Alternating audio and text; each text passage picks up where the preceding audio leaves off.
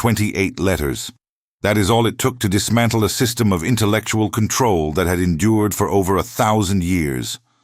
28 shapes, drawn in secret by a king who was slowly going blind, designed to do something so dangerous that the most educated men in his kingdom tried to stop him.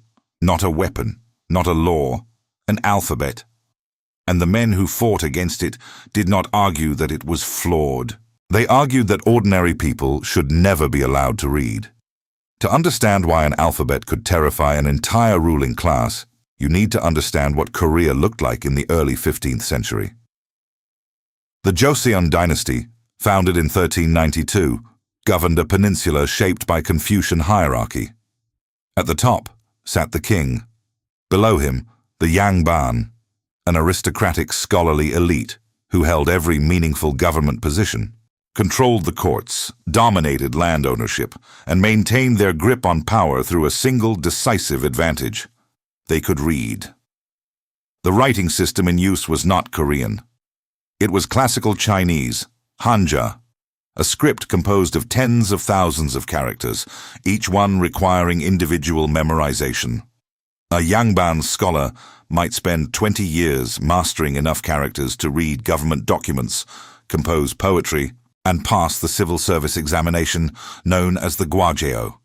For a farmer in Chungcheong province, a fisherman on the southern coast, a woman in any household in the kingdom, this was not a difficult task. It was an impossible one. The result was not merely illiteracy, it was silence. If a commoner was cheated in a land dispute, they could not write a petition.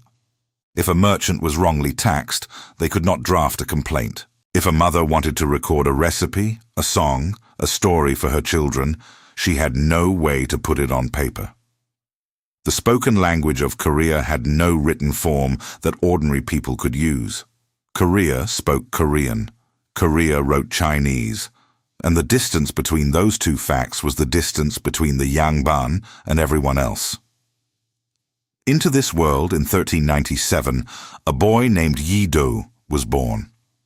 The third son of King Sejong, the third ruler of the Joseon dynasty. By the conventions of succession, he should never have become king.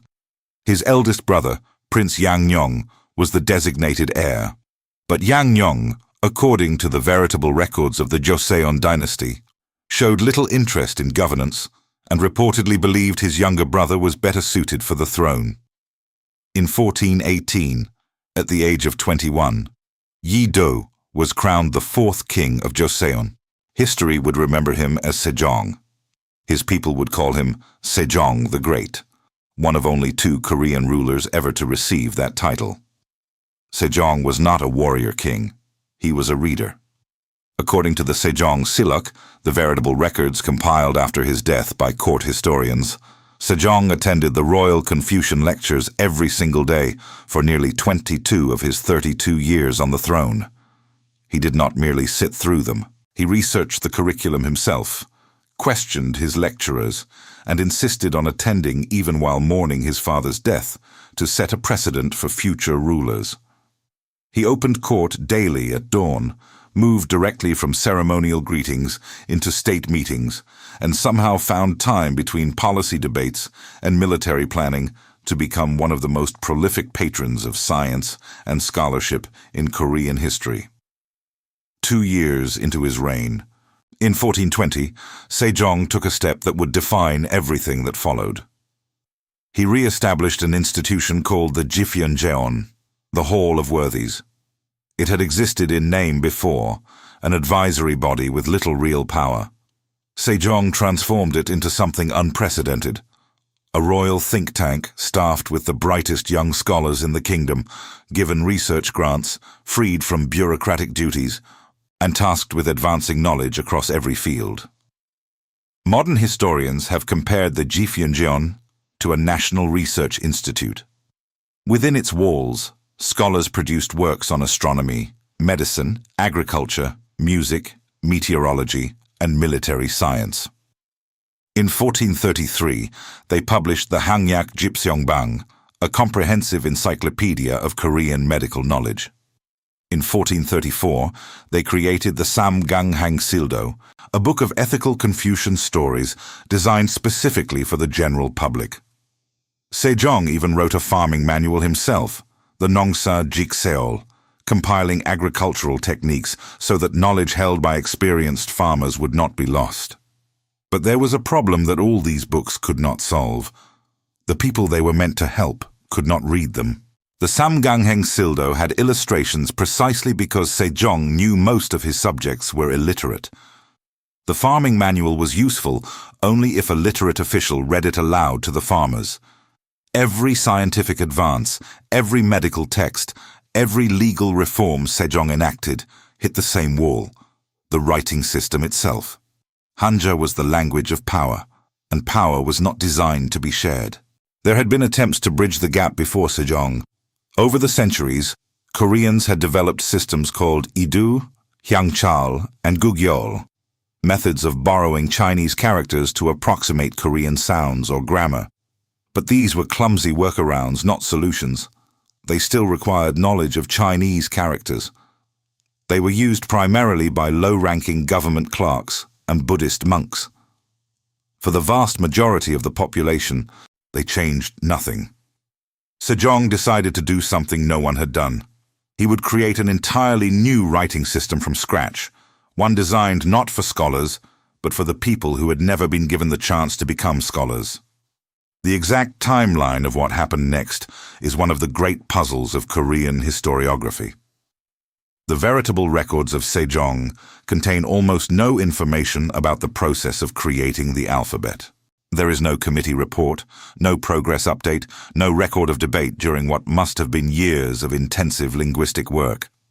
Then, suddenly, in an entry dated to the 12th month of 1443, the records state, with striking brevity, "This month, His Highness personally created the 28 letters of the vernacular script." That silence in the historical record is itself a piece of evidence. Multiple scholars, including the linguist Gary K. Ledyard in his landmark 1966 dissertation on the Korean language reform, have argued that Sejong likely worked on the alphabet in secrecy, possibly anticipating the backlash that would come. The Joseon Annals were compiled by court historians who had editorial independence from the king. If scholars at the Jifyeonjeon had been formally involved from the beginning, their work would likely have appeared in the record. Its absence suggests that Sejong kept the project close, possibly working with members of the royal family, possibly with a very small circle of trusted scholars, and revealed the finished alphabet only when it was ready to be defended. What he revealed was extraordinary. The 28 letters of the Hunmin Jeongeum, the correct sounds for the instruction of the people, were not arbitrary symbols. They were engineered. According to the Hunmin Jeongeum Haeri, the explanatory companion text published in 1446, the 5 basic consonant shapes were modeled directly after the human speech organs producing their sounds. The letter G depicted the back of the tongue pressing against the soft palate to produce a G or K sound. The letter N showed the tongue touching the upper gum ridge for an N sound. The letter M represented closed lips, forming an M. The letter S reflected the shape of the teeth, producing an S. The letter depicted the open throat for a glottal sound. From these 5 base shapes, additional consonants were created by adding strokes, a system of visual logic where seeing the letter taught you how to say it. The vowels were built from 3 philosophical symbols: a round dot representing heaven, a horizontal line representing earth, and a vertical line representing the standing human being. These 3 combined in different configurations to produce every vowel sound in Korean. This was not a simplification of Chinese characters. It was their replacement, a phonetic alphabet that reduced the tens of thousands of symbols needed for Chinese literacy to 28 letters that could represent every sound in the Korean language. The Hunmin Jeongeum Haeri made a claim that would have sounded absurd if it were not demonstrably true. A wise person could learn the entire system before the morning was over, and even the slowest learner could master it within 10 days. But the moment Sejong revealed his creation, the reaction from the educated elite was exactly what the secrecy suggested he had feared. On the 20th day of the second month of 1444, just weeks after the alphabet's announcement, a scholar named Choe Manri, an associate professor in the very hall of worthies that Sejong had built, submitted a formal memorial of protest. He was joined by 6 other Confucian scholars from the same institution. Their document, preserved in the Veritable records and later translated by Peter H. Lee in the Sourcebook of Korean Civilization, is one of the most revealing documents in Korean history. Not because of what it says about the alphabet, but because of what it says about power. Choe Manri began with diplomatic courtesy, acknowledging that the creation of the new script was a work of divine creation unparalleled in history. Then he proceeded to argue, with every tool of Confucian rhetoric at his disposal, that it should never be used. His first argument was geopolitical.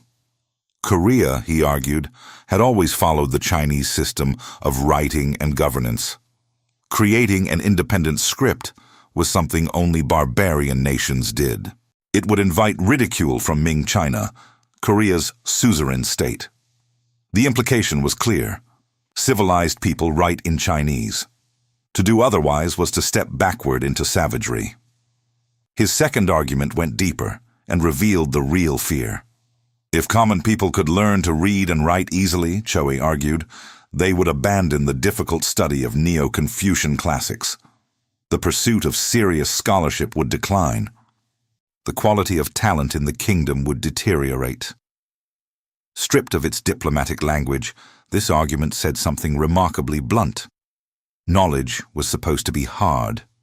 Its difficulty was not a bug, it was a feature. The years of study required to master Hanja were not an obstacle to learning. They were a filter that separated the worthy from the unworthy. Give the common people easy letters, and they might start thinking they deserved to be heard. The third argument was practical, but equally telling. Choe noted that the existing Idu system, however clumsy, already served the needs of clerks and lower officials. Why create something new when the servants and messengers could already, with effort, learn enough to function? The implication: literacy for commoners did not need to be good. It just needed to be barely adequate. The script Sejong was proposing was too good for the people it was intended to serve. According to the research of Ross King, a scholar of Korean language history, Sejong's response was swift. Choe Manri was essentially dismissed from his position. He was reinstated the following day, after which he resigned his government post and returned to his hometown. He died in 1445, a year before the alphabet was officially promulgated. But the opposition he represented did not die with him. Sejong pressed forward. He tasked scholars at the Jifyonjeon, including Chong Inji, the institution's head, with writing the detailed explanatory commentary that would become the Hunminjeongjum Haerye. He commissioned the Yongbyochonga, the Songs of the Flying Dragons, as the first literary work written in the new script. And in the 9th month of 1446, the Hunminjeongjum was officially promulgated.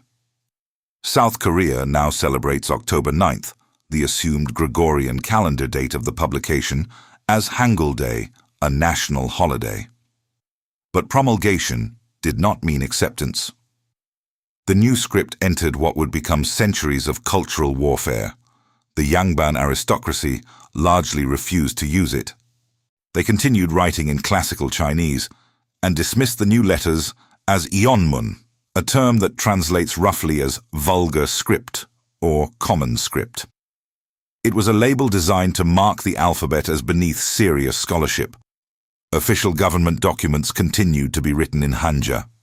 The civil service examination continued to test mastery of classical Chinese. In the corridors of power, nothing changed. Where Hangul took root was exactly where Sejong had intended, among the people the Yangban considered beneath notice. Women, who were almost entirely excluded from formal education, began using the script to write letters, record household accounts, and compose poetry. Buddhist monks adopted it for translating scriptures. Popular fiction written in Hangul began circulating among commoners. The alphabet became the language of everyone who had been told they did not need to read. The Yangban response to this was not passive. In 1504, King Yonsangun, the notoriously paranoid 10th king of Joseon, went further than Choe Manri had ever dared. He banned the study and use of Hangul entirely and ordered the destruction of Hangul documents. His successor, King Jungjong, abolished the government institution responsible for Hangul research in 1506. For the educated elite, the new script remained a threat, not because it was impractical, but because it worked too well. Yet Hangul survived. It survived because it was too simple to eradicate. You cannot confiscate an alphabet that lives in people's memory. You cannot burn a writing system that requires no books to teach. Sejong had designed something that, once learned, could not be unlearned. And for over 400 years, Hangul persisted in the margins, used by women, commoners, and dissidents, dismissed by the powerful, never entirely suppressed, never fully embraced. The turning point came in the late 19th century when Korea confronted the modern world. In 1894, amid sweeping reforms, the Joseon government decreed pure Hangul to be the country's preferred script for administrative documents.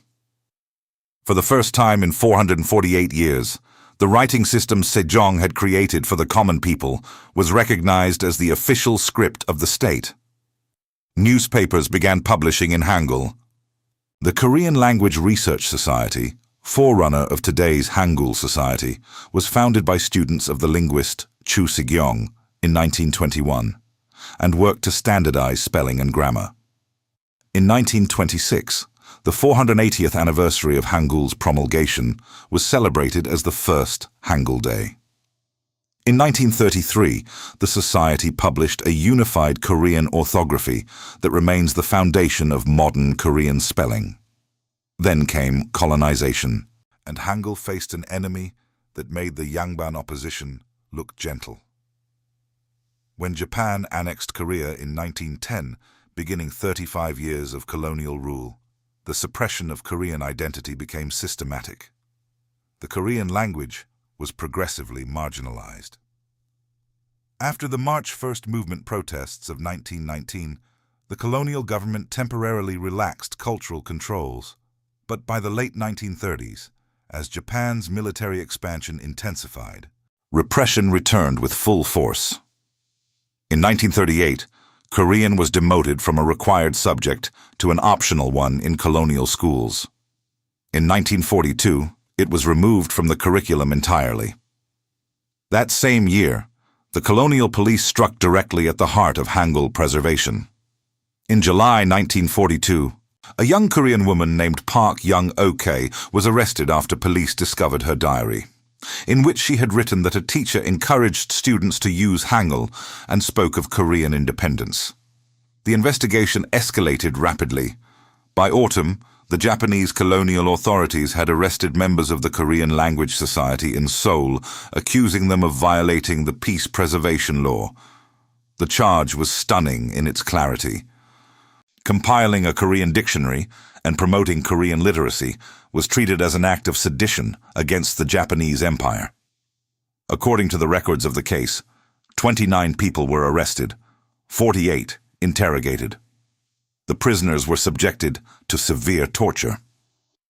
2 members of the society, Lee Yoon-jae and Han Jing, died in prison before their trials could be completed. 33 directors of the society served jail terms. The dictionary manuscript they had been compiling since 1929, a work that represented decades of painstaking linguistic research, was confiscated.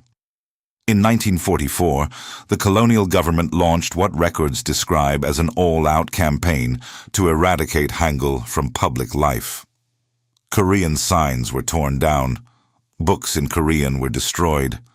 Where signs remained in Chinese characters, Japanese readings were forcibly appended to prevent anyone from reading them in Korean. The campaign was so thorough that when Japan surrendered in August 1945 and Korea was liberated, Korean newspapers could not immediately publish in Korean. The Hangul typefaces had been melted down. Only one surviving newspaper, the Mail Sinbo, retained usable Korean type. The others had to publish temporarily in Japanese until new Hangul typefaces could be manufactured. Consider what this means. 500 years after a king created an alphabet so simple that it could be learned in a morning, an empire spent decades and deployed its entire colonial apparatus trying to destroy it. They arrested the people who studied it. They tortured the people who taught it. They melted the metal used to print it. And they failed. They failed because Sejong had designed something that did not need metal type to survive. It lived in the hands of mothers writing letters to their children. It lived in the memories of students who whispered Korean words in schoolyards where Japanese was the only permitted language.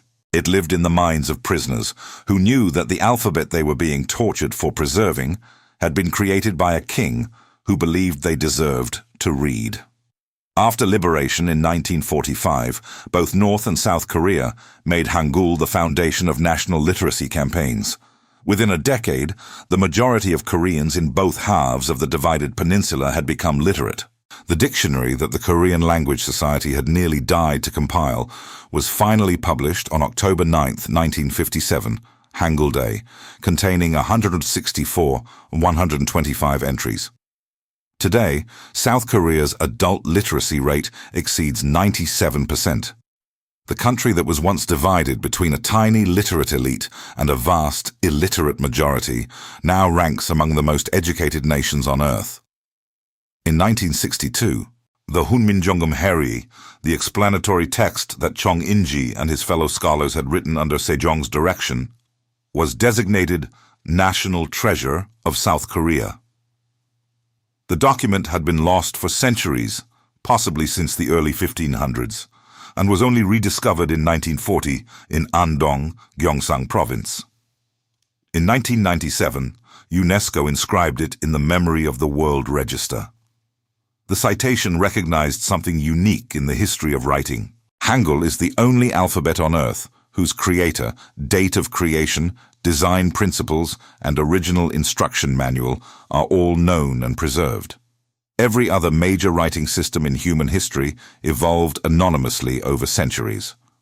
Hangul was invented by a named individual, in a known year, for a stated reason, and documented in a text that survived 5 centuries of neglect, suppression, and war. UNESCO also established the King Sejong Literacy Prize, awarded annually to individuals and organizations that advance literacy worldwide, particularly in multilingual contexts and mother tongue education. The name is not ceremonial. It is an acknowledgement that what Sejong did in 1443 remains one of the most consequential acts of intellectual design in human history. Today, a bronze statue of King Sejong sits in the center of Gwanghwamun Square in Seoul, facing south toward the citizens of the city he helped build. Behind him stands Gyeongbokgung Palace, where the Hall of Worthies once operated.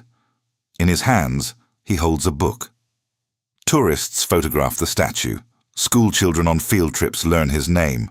Korean pop songs written in the alphabet he created are streamed billions of times across the world. The script that Choe Manri called vulgar, that the Yangban dismissed as beneath them, that the Japanese Empire tried to melt from existence, is now one of the most recognizable writing systems on the planet. And here is what the tourists do not see. Here is what the K-pop fans streaming songs in Hangul may never consider.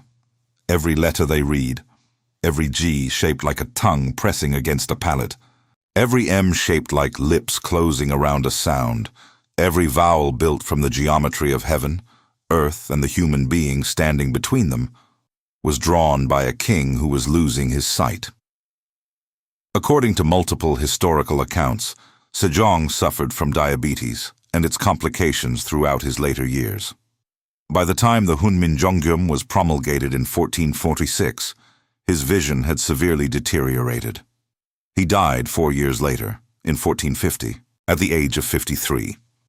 He was buried at the Yongnong Mausoleum, which UNESCO designated a World Heritage Site in 2009 as part of the royal tombs of the Joseon dynasty. On his deathbed, Sejong asked the scholars of the Hall of Worthies to protect his young grandson Danjong, knowing that his own sickly son Munjong would not reign long. Sejong was right. Munjong died 2 years later. Danjong, only 12 years old, took the throne and was almost immediately vulnerable. In 1455, Sejong's second son, Sejong, usurped power. When 6 loyal ministers, the famous 6 martyred ministers, were caught plotting to restore Danjong, Sejong abolished the Hall of Worthies entirely and executed both the conspirators and the young former king. The institution Sejong had built to advance knowledge was dismantled. The scholars he had nurtured were killed or scattered, but the alphabet survived. It survived because an alphabet does not need an institution. It does not need a palace. It does not need permission. It needs only a person who remembers how the tongue touches the roof of the mouth to say the sound that the letter N represents, and who teaches that shape to someone who has never written a word before. 28 letters. That is all it took. A king who could barely see, designing shapes that mimicked the human mouth, so that people who had been told their entire lives that they did not deserve to write could look at a letter and hear their own voice in it. 580 years later, over 77 million people speak the language those letters were built to serve. The wise still learn them before the morning is over. And the scholars who argued that common people should never be allowed to read are remembered, when they are remembered at all, only because they were wrong.